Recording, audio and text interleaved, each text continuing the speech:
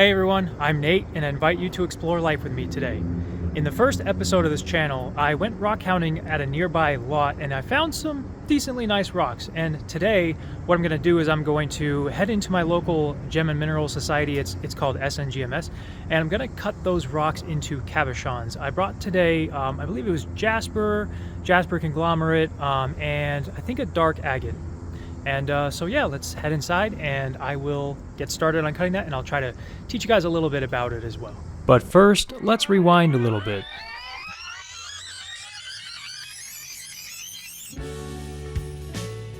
Christmas time this year in Vegas has been cloudy and rainy. Honestly though, I'm grateful for it.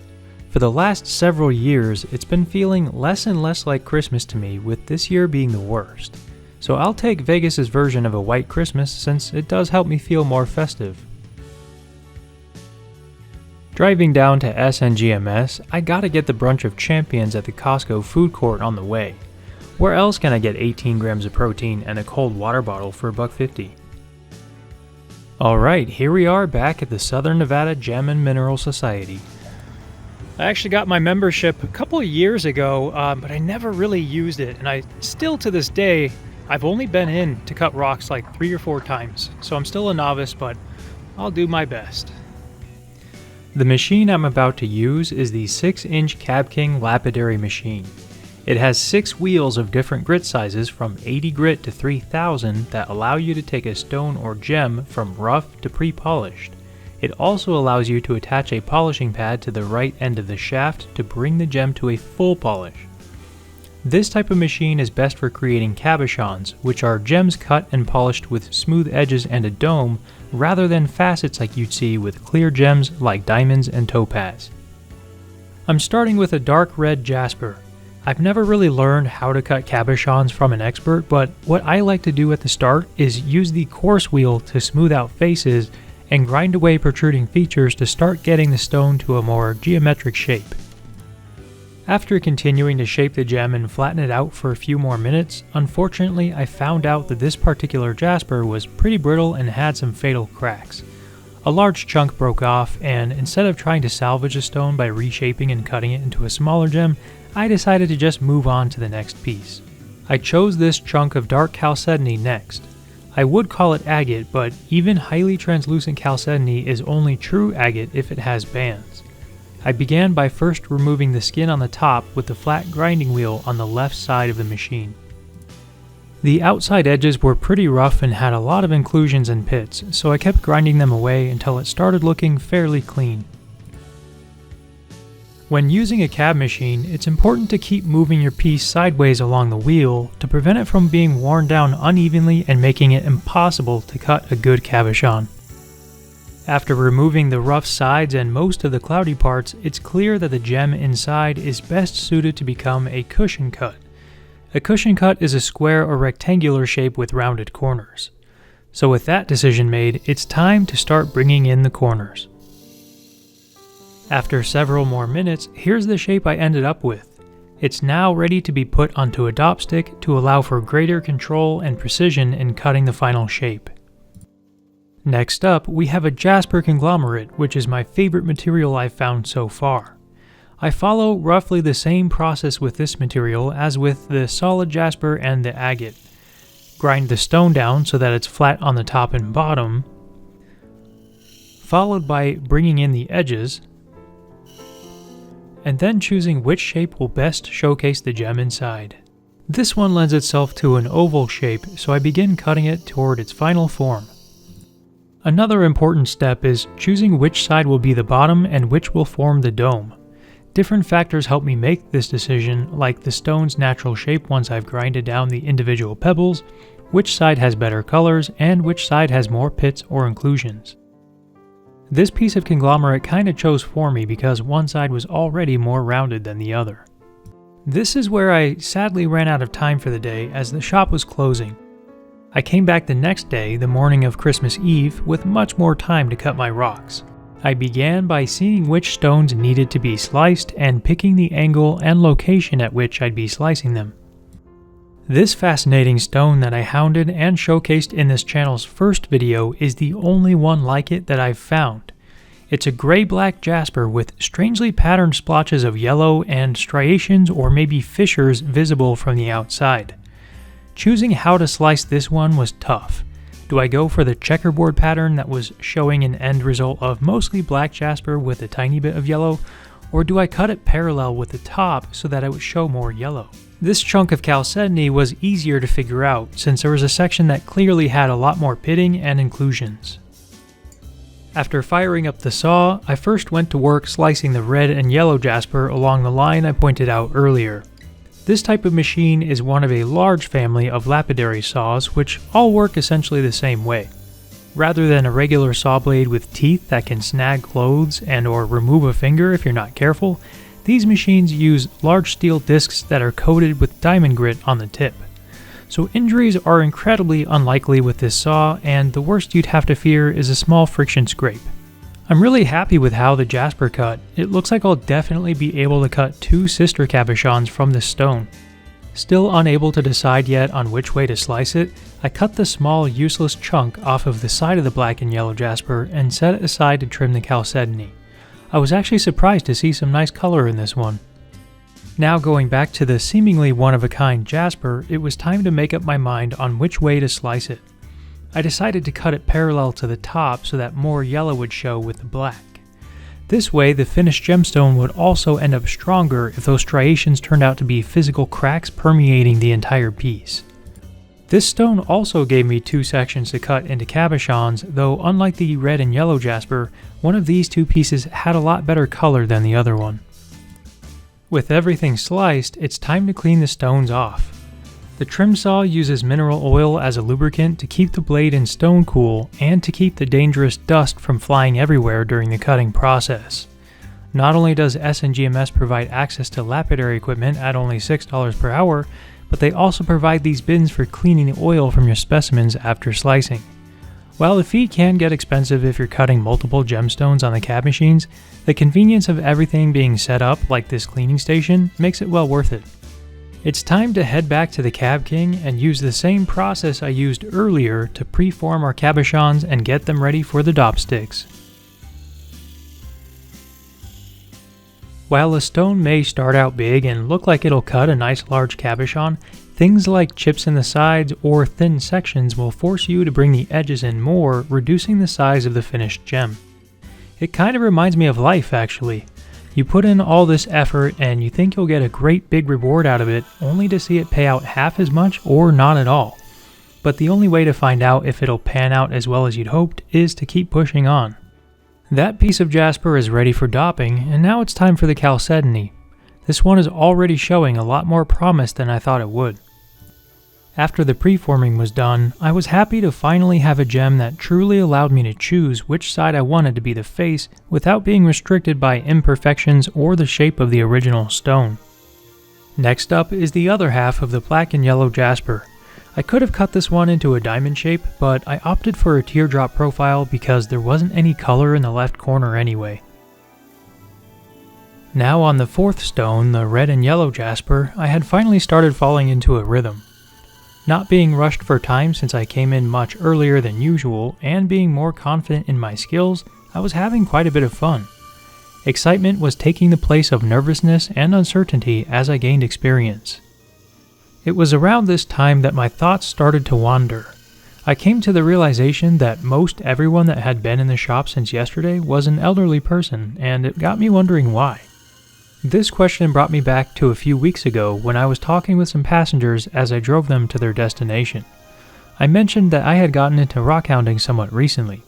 To my surprise, I had multiple passengers in different rides that either said they used to collect rocks as a kid but have since stopped, they have a kid that collects rocks, or both. So as I sat there cutting this rock, I pondered why it is that many kids love collecting rocks, but as they become adults, they stop. I was also the same way. And yet, as they age and they pass the age of retirement, a lot of them pick the hobby back up and take it further than they had before.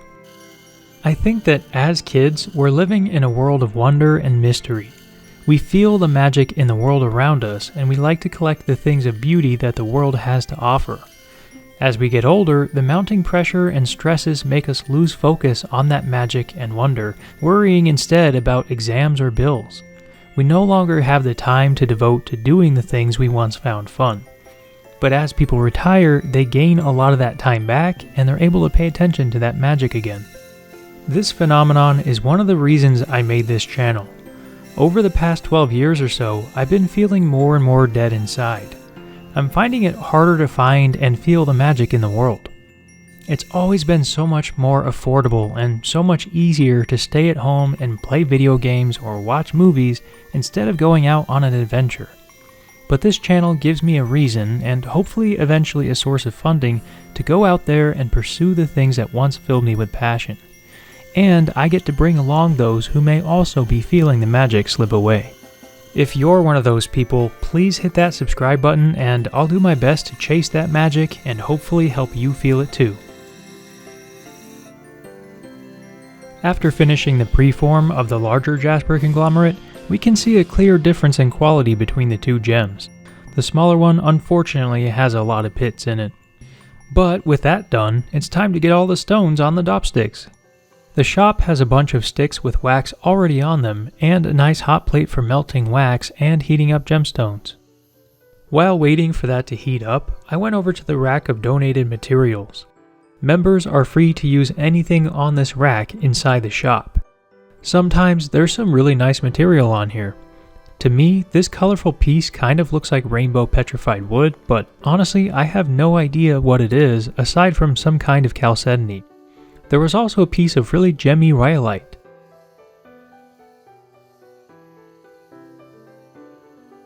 This chunk of red jasper puts all the sizes of solid red that I've found to shame. Then here we have a piece of purple fluorite from the Pleiades mine in central Nevada. No idea what this is, but it's kinda cool. This is a plain clear chalcedony. And lastly, we have this chunk of jasper included chalcedony that many would call jasp agate. There is a lot more material than that, but those ones caught my eye. Now back to the dopsticks. I really am not good at this process yet, but after some trial and error, I managed to attach all 7 gemstones to their respective sticks. I didn't attach them very well though, as most of them were off-center. This actually led to some losses in the size of the stones later on. The last parts of the process are no easy feat. It starts with carefully bringing the sides in to their final, hopefully symmetrical form. Next, I began forming the dome. This is where a bad dopstick placement really makes it difficult. After the gem had reached its final shape on the electroplated diamond wheels, it was time to move on to the higher grit resin wheel. On this one, I had to remove all the scratches from the coarse diamond grinder. It's essential to not only go over every microscopic portion of the cabochon, but also to do it long enough for the finer grit to take out the scratches from the lower wheels.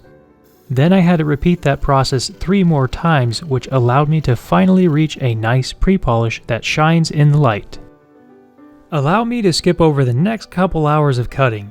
Here's the jasp agate finished. Here's the better part of the yellow and black jasper. And this is the finished piece of the red and yellow jasper that I cut.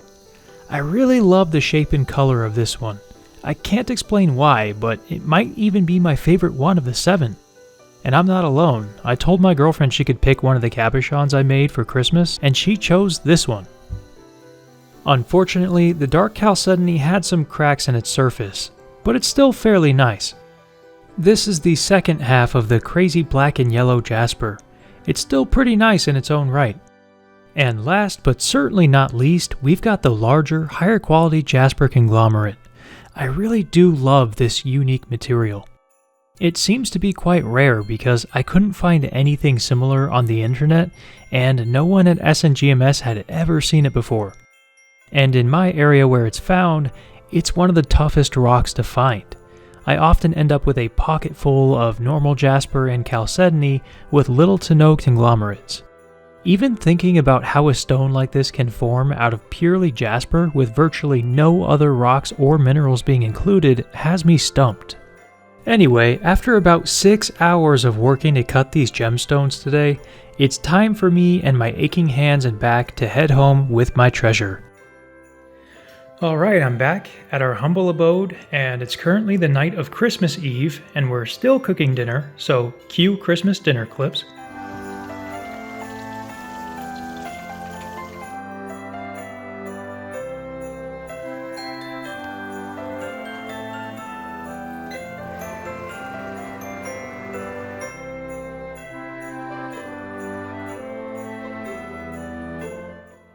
Anyway, so I made a total of 7 cabochons starting yesterday and finishing today. First up, the biggest one is a very beautiful, high-quality jasper conglomerate. I have gotten better at making cabochons, I believe. Nice, high dome, relatively symmetrical, but I did kind of rush it there at the end because my everything was hurting. And I was also, I had already been there a long time and I wasn't sure if I had enough money.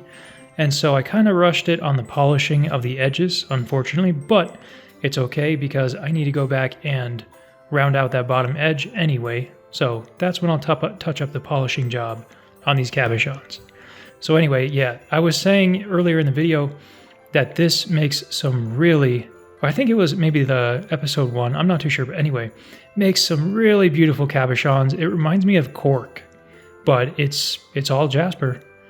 And honestly, if I were to try to make this stuff myself instead of letting nature do it, I don't think I could even do remotely as good of a job. It is just so, like, everything is so packed perfectly together. So there's that, nice and large. The colors, though, they're not too highly contrasted. They're more kind of mellow. But anyway, here's the other jasper conglomerate, which does have a higher contrast, but unfortunately, the material of this rock was lower quality, so there's more pits in there. You can see the pits there. Unfortunate, really. But yeah, the colors in this one are more bold, so I'm really kind of sad about the pitting. I was thinking about looking into stabilizing this material in a future video or for future cuts, but I really don't know because I'm not a fan of things that need to be reinforced by man. I prefer like rocks and stuff in their natural state. I think that once this is fully cut, like once the edges are smoothed out, it's actually quite a strong material, and I don't think there's an issue of any sort of like, you know, rocks falling out or being scraped off, but it's a possibility probably. But what do you guys think? Should I stabilize this material, or should I leave it in its natural state and just have different quality tiers? Like, this is obviously lower quality than the bigger one because there's much more pitting. And that pitting happens mostly because as I'm grinding with the coarser grits, the tiny pebbles that fill these pockets in here, they get chipped out. And it's also because the material that binds this all together, which I assume is some form of either hematite or chalcedony, it's weaker in some spots. But anyway, this is, I really do like the colors on this one, and it's pretty nice. I think I did a pretty good job, but I'm really new to all of this, to cutting rocks. I mean, this is I think my 3rd time cutting cabochons on a machine. So if you guys are experienced in it, please let me know how I did.